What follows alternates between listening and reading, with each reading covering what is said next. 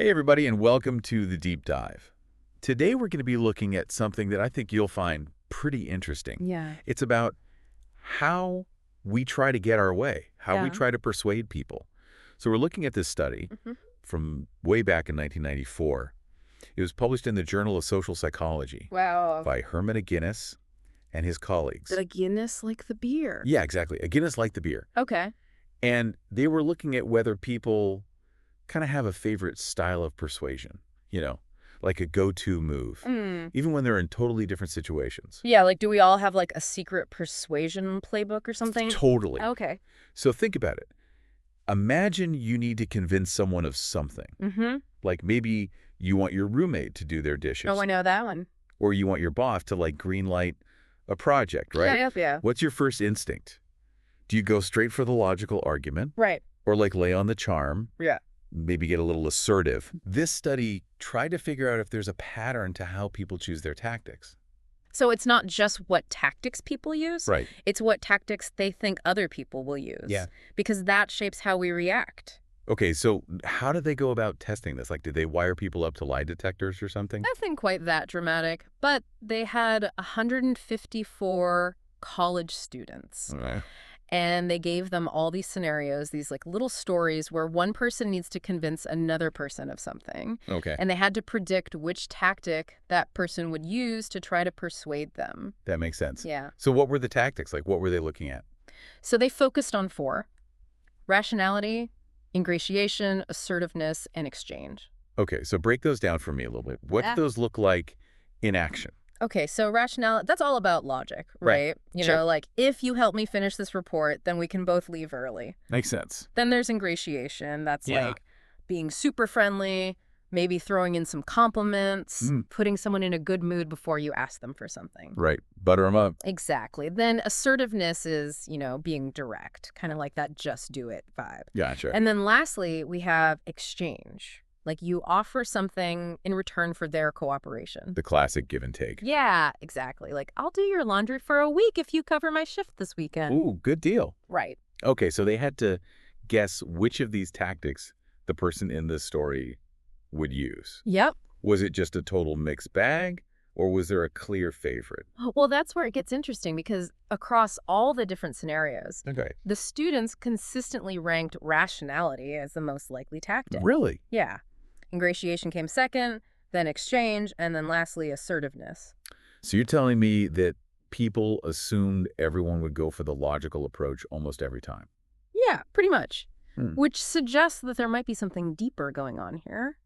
This is where we get into the world of cognitive psychology and something called a schema. Schema. Okay. Is that like a mental map or something? Yeah, you can think of it that way. There are these mental frameworks that help us organize information, and they help us make sense of the world around us. We have schemas for everything, like how to behave in a restaurant to what a typical cat looks like. Yeah. They're like mental shortcuts that help us process information quickly. So are you saying we might actually have a schema for persuasion, that persuasion playbook in our heads? Yeah, that's the idea. The studies suggest that people might have developed a persuasion schema, Okay. and that leads them to expect that rationality is going to be the go-to tactic. Interesting. And it makes sense, right? From a young age, we're told to be reasonable, use logic, think things through. Right. So maybe that shapes how we expect other people to persuade us as well. I see what you're saying. Yeah. Yeah, it really does make you think, are we all just walking around with these playbooks in our heads? Right. And if we are, then we could be totally missing the boat when someone tries a different approach, But, okay, before we get too carried away, let's go back to the study for a second. Okay. These researchers didn't just rely on gut feelings, right? No. They actually crunched the numbers to see if this whole persuasion schema idea held up. Yeah. They used some pretty intense statistical modeling to analyze the results. Oh, wow. And they wanted to test the strength of the schema. Oh. And what they found was that the data fit their model remarkably well. Interesting. So it wasn't just a hunch. Right. It was statistically supported. Exactly. Okay. That's pretty convincing. Yeah. But I'm still trying to wrap my head around what this means in real life, Can you give me some examples of how this persuasion schema might play out in everyday situations? Sure, yeah. Let's say you're trying to convince your friend to go on a spontaneous road trip with you. Okay, I like where this is going. So your schema might kick in, and you start laying out all these logical reasons why it's a good idea. Right, like we'll have so much fun. Exactly. Or it'll be a great way to de-stress. We can split the gas money. Uh-huh. But what if your friend isn't really motivated by logic in that situation? Yeah. What if they're more swayed by like the excitement and adventure of the unknown? So I could be like totally missing the mark by just sticking to my rationality script. Yeah. Like maybe I need to try a different tactic. Right. Maybe paint a picture of all the amazing memories you'll make. Or like the incredible scenery we'll see. Exactly. Okay, that makes sense. This study really highlights how important it is to understand that not everyone processes persuasion the same way. Mm-hmm. Just because you might be swayed by a logical argument, it doesn't mean everyone else is. It's like we need to be more adaptable in our approach, right? Yeah. Like have a toolbox full of different persuasion tactics. I love that analogy. And know when to use the right tool for the job. Exactly. And like if we could actually see someone's schema, you know. Oh, like a little diagram in their head. Yeah.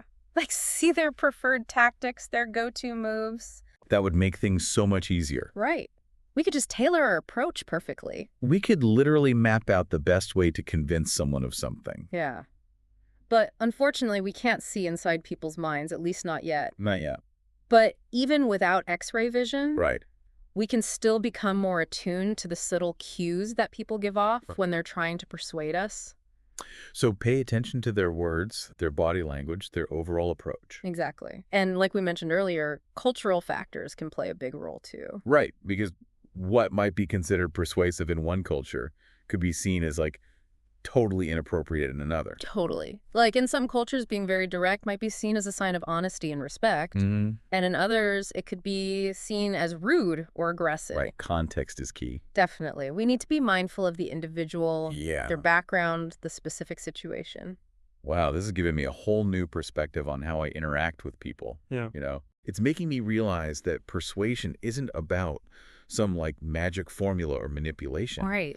It's about understanding and respecting the other person's perspective Yeah. and finding common ground. I love that. And it's a skill you can learn, you know? That's encouraging. You can get better at it with practice. This has been such a fascinating deep dive. I feel like we've only just like scratched the surface of this whole persuasion schema idea. Yeah, there's so much more to explore. So what other research has been done on this topic? Mm-hmm. And what are some practical tips for becoming more persuasive? Yeah. And recognizing when other people are trying to persuade us. Ooh, that's a good one. We'll explore those questions and more in the final part of our deep dive. Welcome back to the deep dive. So before we didn't really go anywhere, but we were talking about understanding this whole persuasion schema idea and how it can help us be more effective when we're trying to persuade people. Right. And also help us be more aware of when people are trying to persuade us. Yeah. But, and this is a big but, the more I think about having all these persuasion tactics, you know, at my disposal, Yeah. the more I wonder, like, am I just becoming a master manipulator? Ooh, that's a good question. Where's the line between ethical influence and just being sneaky? That's a really important question to consider. And to be honest, there's no easy answer. Right. That line between persuasion and manipulation can be pretty blurry. Okay, so how do we make sure we're staying on the right side of that line? How do we make sure we're not using this knowledge for evil? Well, one key factor is being upfront about your intentions. Okay. Are you being honest with the other person about what you're trying to achieve? Right. Are you giving them all the information they need so they can make a genuinely informed decision? Or are you twisting the facts? Or like leaving out crucial details? Right. Just to kind of nudge them in the direction you want. Yeah, because that's not really persuasion then. Right. That's just trickery. It's like the difference between a friend recommending a restaurant because they genuinely think you'll like it, Yeah. and a friend recommending a restaurant because they own it and are trying to drum up business Right. without telling you, obviously. Exactly. Transparency is key. Okay. Another important thing is respecting the other person's autonomy. Okay. Their right to make their own choices. Right. Are you trying to empower them to make a decision? Uh-huh. Or are you trying to like box them into a corner where they feel like they have no other option? So ethical persuasion isn't about coercion or pressure. No. It's about Giving them information and options Exactly. so they can make a free and informed choice. Precisely. Yeah. And it's about respecting their right to say no, even if you don't agree with their decision. Okay, this has been eye-opening. It's like Persuasion Ethics 101. Yeah. But let's get practical for a second. Okay. If I want to get better at this whole persuasion thing, like be more aware of my own tendencies. Yeah. And maybe even expand my repertoire of tactics. Where do I even start? Well, start by paying attention. Okay. Both to yourself and to other people. Notice how you naturally try to persuade people in different situations. Okay. What tactics do you gravitate toward? When are you most successful? Okay. When do your attempts fall flat? And I guess pay attention to how other people try to persuade me too, right? Exactly. Like see if I can spot those tactics in action. Yeah, become a student of persuasion. Okay. Observe how people use different approaches in different contexts. Pay attention to their language, their body language, their strategy. Okay. What works, what doesn't work. So it's about being more mindful, more observant, more strategic in how we approach these interactions. You got it. And as you become more aware, start experimenting a little. Okay. If you always rely on logic and reasoning, maybe try throwing in a little ingratiation or offer a well-timed exchange. See what happens. I like that.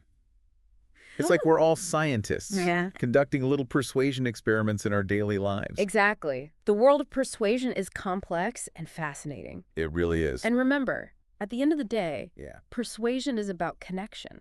Okay. It's about understanding the other person, finding common ground, building relationships. This has been such an insightful deep dive. It has. We've explored this idea of a persuasion schema. Talks about the ethics of influence. Right. And hopefully giving you some food for thought about how you approach persuasion. Yeah. And as always, we want to leave you with something to ponder. Okay. Shoot. Think about those 4 influence tactics we talked about. Rationality, ingratiation, assertiveness, and exchange. If you could add a 5th tactic to that list, something you've observed, or maybe even used yourself, what would it be? I'm really curious to hear what our listeners come up with. Keep those ideas coming. And until next time, keep exploring, keep questioning, and keep diving deep.